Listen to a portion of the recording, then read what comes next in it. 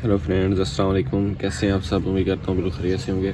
अच्छा, आज ये मैंने पनीरी लगाई हुई थी स्टॉक फ्लावर, उसके साथ दूसरे भी फ्लावर थे, कॉस्मोस, ये मैरीगोल्ड, ये पूरी क्यारी जो है ये फ्लावर की पनीरी की है लगी हुई।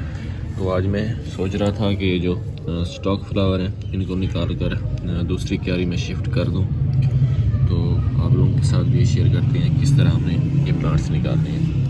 तो ये रहे मेरे गिलास, क्योंकि जब भी आपने मिट्टी में काम करना है तो कोशिश करनी है कि आप लोगों ने ग्लव्स का इस्तेमाल करना है ताकि हाथों को मिट्टी न लग जाए। क्यारी मेरी दूसरी साइड पर है, तो इसका जो निकालने का हमारे पास, क्योंकि ये मुख्तलिफ वैराइटीज़ लगी हुई हैं, एक साथ लगे हुए हैं, तो आपने जो निकालना है वो इस तरह निकालना है कि पौधे को यहाँ से पकड़ कर इस तरह नहीं खींचना। अगर गमले वगैरह मिसाल के तौर पर जैसे होते हैं तो उसमें भी आपने सारी मिट्टी झाड़ लेनी होती है। तो यहाँ पर ये देखें, बहुत ही ये अब अगर इसकी ये वाली रूट्स आ रही हैं तो आपने घबराना बिल्कुल नहीं है, कोई मसला नहीं है, क्योंकि ये जो स्टॉक फ्लावर है ये सर्दियों का सीजनल फ्लावर है।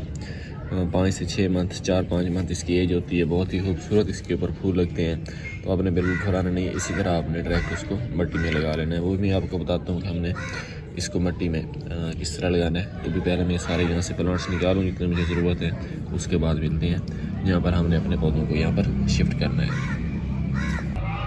जी दोस्तों, ये मेरा गेव का पौधा है। ये प्लांट सेचुरियन प्लांट भी हम इसे कहते हैं। इस जो कॉर्नर वाली जगह है यहाँ पर मैं लगाना चाह रहा हूँ। ये मेरी पनीरी भी आ चुकी है। तो अब यहाँ पर ये छोटे छोटे बच्चे भी आ गए हमारे ये मतलब प्लांट के। तो मैं इनमें से जो है साइड पर इनको यहाँ से निकाल लूँगा, इनको किसी गमले में शिफ्ट कर लूँगा।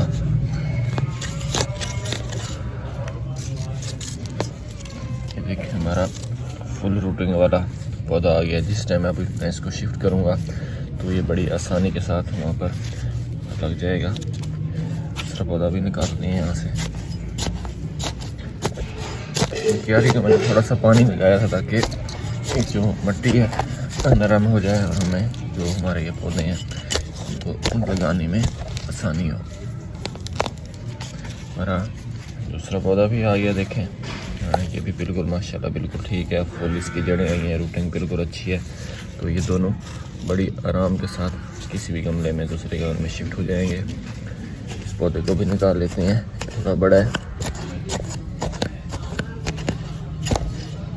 तो हम इसको पॉट्स में लगाएंगे तो ये मज़ीद अच्छा बन जाएगा, मज़ीद इसकी खूबसूरती में इजाफा हो जाएगा। क्योंकि अभी ये डायरेक्ट ज़मीन में लगा हुआ है तो इतना प्यारा नहीं लग रहा था।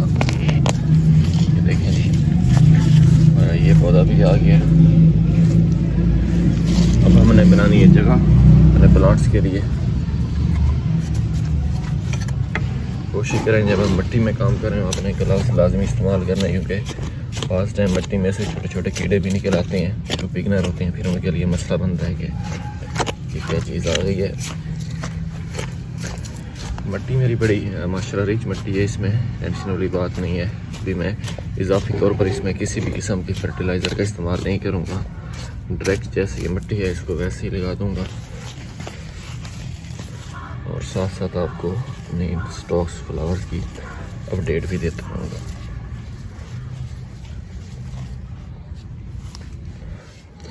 ये देखें जी, ये मेरे स्टॉक फ्लावर हैं जो मैंने अभी निकाले थे आपके सामने। बिल्कुल हेल्दी हैं, फ्रेश पौधे हैं, जड़ों वाले पौधे हैं।